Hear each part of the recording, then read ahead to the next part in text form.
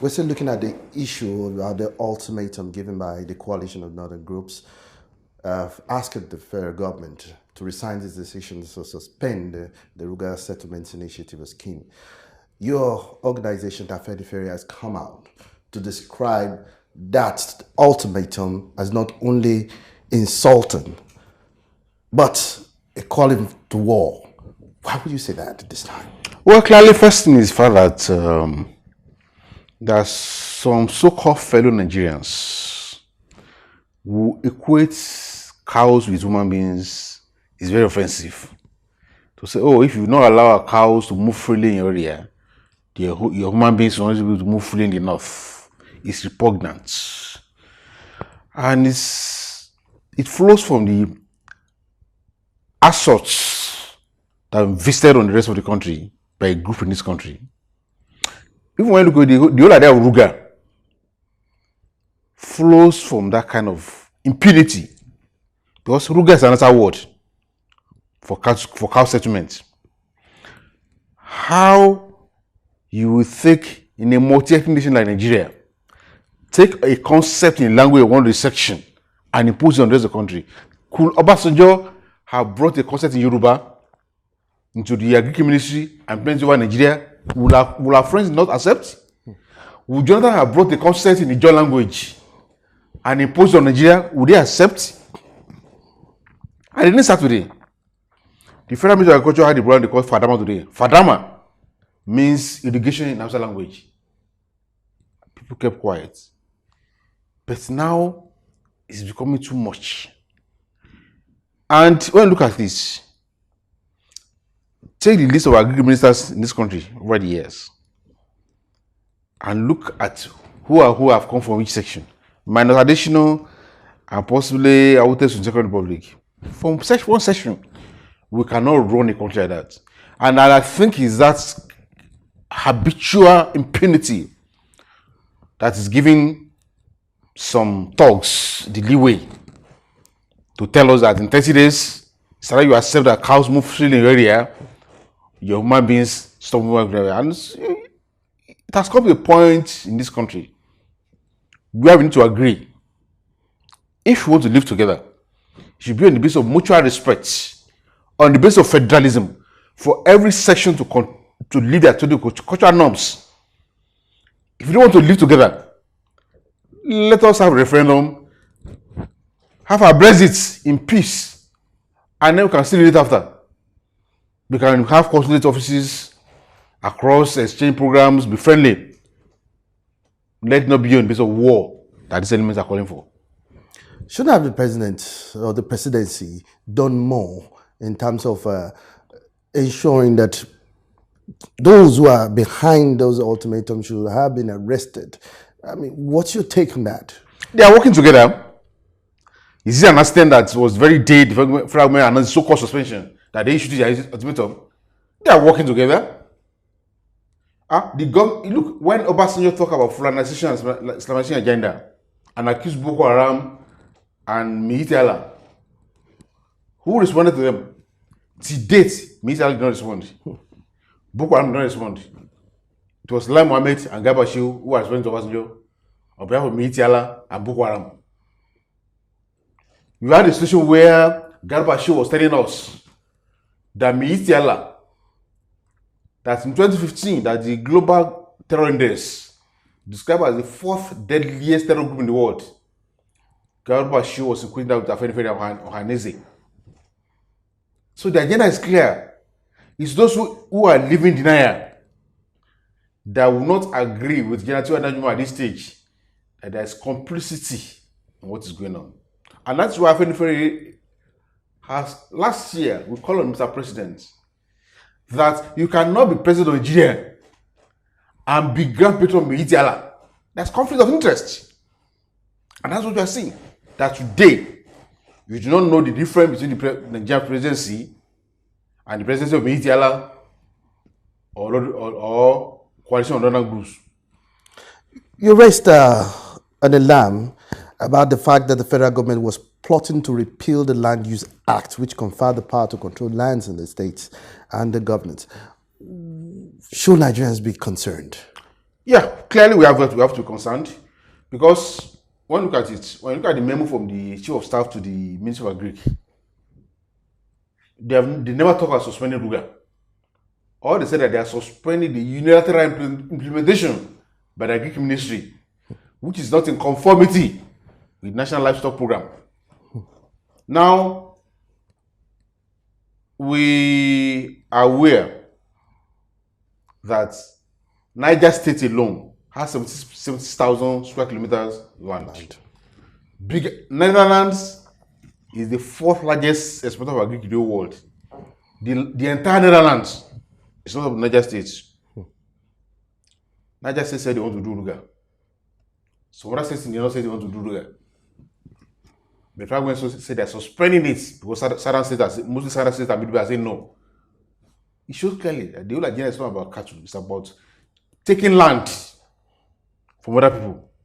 And the land used today remains a brick wall in that agenda. And we should not forget our recent history. When you go to many people have forgotten today that Hausa land, Anga, Birom, Ilorin were never Fulani territories. If you go to the entire north today, there was not one city or one town that the Fulani built. They came to their jihad, 1804 started taking over land. They took over Hausa land first. They killed their kings. Surreptitiously, under the guise of introducing pure Islam, took over the Hausa land. They finished the Hausas. They are moving to Kanuri land. Kanuri said no. Islam, we knew Islam for you. That today, people don't know that the old Boko Haram insurgency in the north is still the resumption of the jihad against the Kanuris. The resistance of them, that they're still planning or still want to take over those territories. When the Kanuri said go back, they moved to Loni. They took over Loni, a Yoruba town, now under an emir. In the whole of the north today, it's only the emir of Anka in Safara. That's a non-Fulani emir. That's Hausa. They were coming to the heart of Yorubaland before Yoruba warriors met them in Shobo and stopped them. And then there was a famous statement that they are coming to dig the Quran to the sea. Now, recently, you have seen images of cows around the sea in Lagos. Can cow drink sea water? It's a statement they are making. And so, this RUGA project is to take away lands from people in the south, in the middle belt, and turn Nigeria virtually to a Fulani country. Don't forget that the president has been talking about local government autonomy. It's not about this agenda. So that by the time they have those local governments, they have autonomy, they will try control. And more importantly, what that would mean is that when you have elections in this country, the constitution says that, oh, you need to spread across the country. Once we have RUGAs across the south and middle, if you have a Fulani candidate or 2/3 is not a problem. Because they will register millions of Fulanis, bring around the world, put them all the RUGAs. But you see that if you have RUGA in those states, those who will vote in RUGAs will be more than the region of those states when you have elections. So that is why this RUGA project is about internal colonialism. And that's why we are resisting it. For us in Yorubaland, we have said it loud and clear that no governor in Yorubaland should give an inch of our land for any RUGA settlements. Now, beyond your call for Yorubas or the Southerners to defend their ancestral lands, yes, one of the major concerns is that there seems to be small proliferation of arms in the north. How will the Yorubas defend their ancestral lands with this kind of threat? Well, they can, yes, there are so many weapons in the hands of the north today. Even their highest men, they go about with AK-47. If you are spoken with someone who they are kidnapped, they will tell you that they open brand new AK-47 from packs easily, unlicensed. Yet, the federal government is not disarming them. They wanted to disarm those who illegally registered arms. So, but like I said, when they were bringing their jihad, we told their weapons and our warriors made them in Shogo and they pushed them back. They will never overrun Yoruba. It's not possible. We may not have, the federal government may not allow us to carry arms, but we have all our traditional technology for the protection of our people, which we have all done over the years and which we continue to do. And that's what we're calling people to do. And which was why we are also very happy that the Nobel laureates, Professor Olushinka and DNF met on July 4 and they issued a statement which can only come from men of courage. Men who understand that man dies in him who keeps silent in the face of oppression and tyranny. So, when you heard the Oni and the Shoyinka speaking, you should know that the Yoruba spirit is alive. And anybody who thinks they can run over us, conquer us, or subdue us is joking. Many of the so-called Fulani headsmen are not even Nigerians, according to some of the reports and research that we've had. And one begins to wonder why there has been an institutional failure in this regard, as regards mechanism to prevent and stop illegal immigrants in the country. I mean, have you given that a thought? No, they cannot stop. They can't stop. The government we have in Nigeria today cannot stop them. It's an agenda. It is the suzerainty of Fulani that we are witnessing in Nigeria today. Don't forget, for Olusegun Obasanjo to come to the conclusion that there's a Fulani agenda.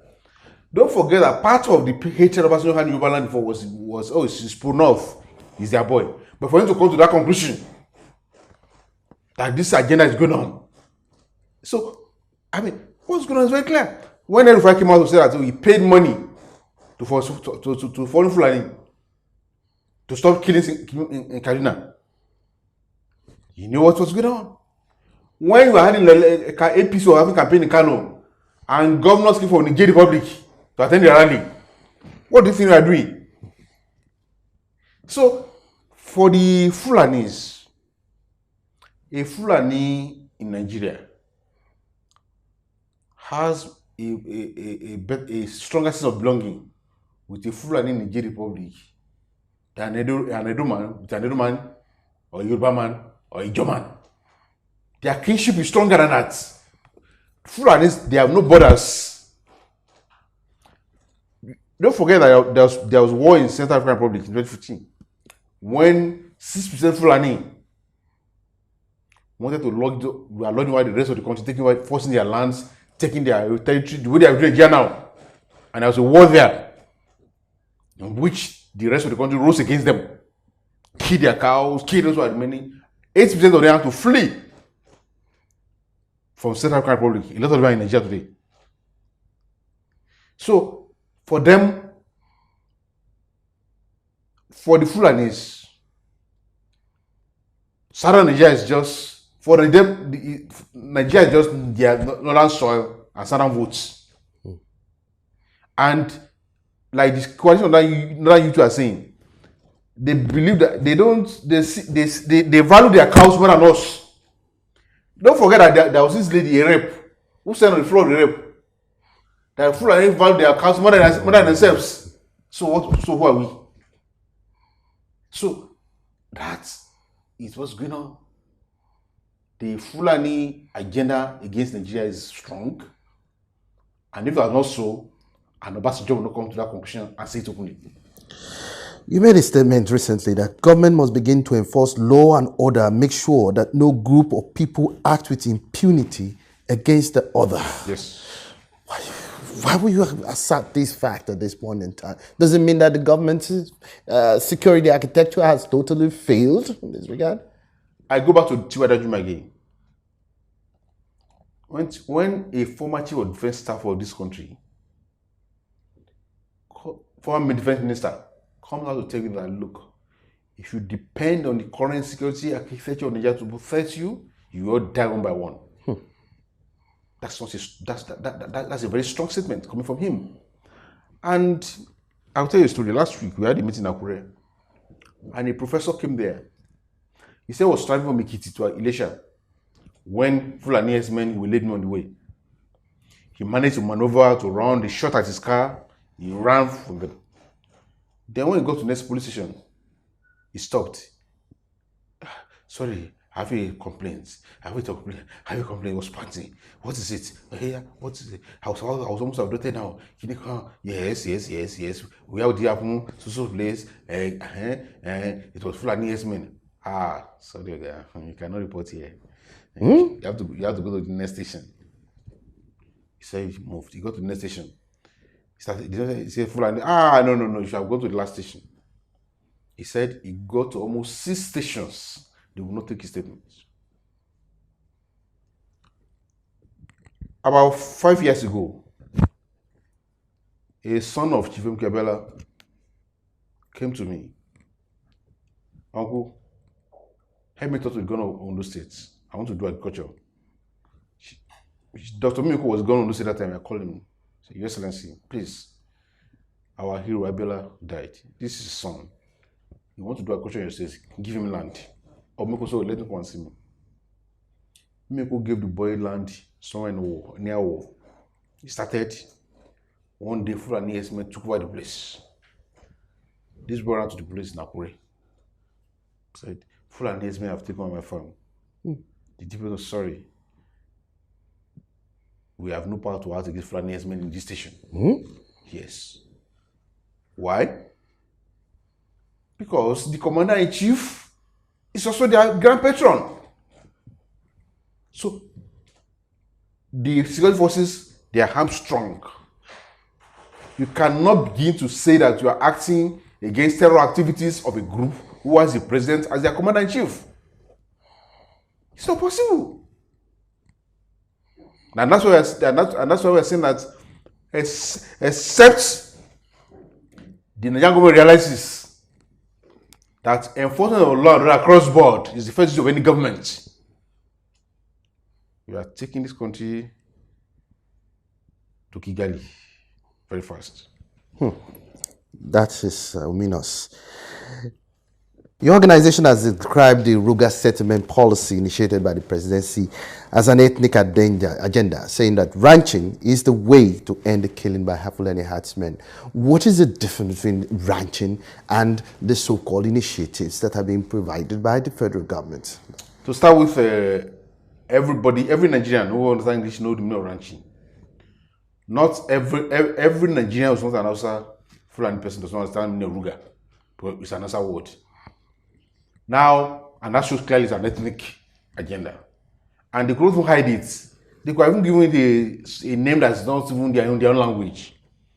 But beyond that, RUGA is an attempt for ethnic conquest and domination to take others, grab other people's land under the guise of rearing cattle. Whereas ranching is a business model. That, you want to raise cows in Lagos State, you go to Alausa, I want to buy land, you apply a fee form, they give you all the regulations you pay, and you live under the regulation of Lagos State. And we are only pure business. That's the ranching proposal, which you accept. But for as long as we are Nigerians, every Nigerian can do business in any part of Nigeria. But you must live under the rules and regulations of your host community. But RUGA is an attempt to take over land and give to the Fulani herdsmen across Nigeria. To use the power of the federal government. For goodness sake, what's the business of federal government in cattle business? Those who own this cattle, they are billionaires. They can afford to buy land to do their ranches. How many businesses do you have in Nigeria that the federal government is supporting in that way? Farmers, fishermen, all kinds of businesses. They are doing their own businesses. So clearly, RUGA is a policy in internal colonialism, while ranching is a solution to the herdsmen trespass, because there's also a dubious word that's being used in farmers' herders clashes. What clashes? Somebody's using his farm, cutlass on his farm. Somebody's coming taking for to terrorizing, and you say clashes. It used to be herdsmen terror, but the federal government softly, in fact, we even learned that editors are called. So don't stop using this terror. Now stop seeing clashes. It's not clashes. The headers are trespassing on farmers' land and they're terrorizing them. That's the right word. How is that a clash? They're now presenting as if it's two fighting. If it's two fighting, why is it that it's only why is it we're not siding farmers? Why is it that headers they are always siding? When they say they want to call and say they want to give money, why is it that herdsmen they are calling? Now why didn't I go to north today? In Darao, we want to create RUGA for those who are raising pigs. To go and raise pigs in Darao and Sokoto. So beyond just the suspension, the federal government they did suspend. They did suspend RUGA. RUGA is alive. They suspended unilateral implementation by the Ministry of Agric. Go and read Abakari's memo to the Ministry of Agric. They didn't say we suspended RUGA. They said the president has suspended the unilateral implementation of RUGA by the Agric Ministry. That's what is suspended. No RUGA syntax. So we should be looking at the cancellation of the policy in its entirety. Of course, that's the thing that can please us, because suspension is what we call takia, deception, and many people are falling. I was doing that in my column yesterday, talking about people are falling, great men who are falling for deception in Nigeria. In 1962, the Federal House was sitting, discussing with tradition, when all of us scribbled a note to Balewa. This was story about Bacholo himself to Inako. Prime Minister, when can we see? The Prime Minister responded, why not now? So I will headed to Balewa's chambers. Mr. Prime Minister, what is the thing I'm hearing that emergency will be declared in Western Nigeria? You're a lawyer. Everyone knows the process of declaring emergency rule. Why would that be contemplated? It's not possible. If ordinary people are, how can you believe that? Anything was discussed? I will say nothing. They parted, they shook hands, they left. That night, emergency rule was declared in Western Nigeria. So let nobody fall for the suspension. Nothing was suspended. It's only that Agric Ministry jumped the gun. They didn't allow them to cross all their teeth and dot their eyes, and that's what they're doing now. Comrade Odumakin, thank you very much for your insightful analysis. My pleasure.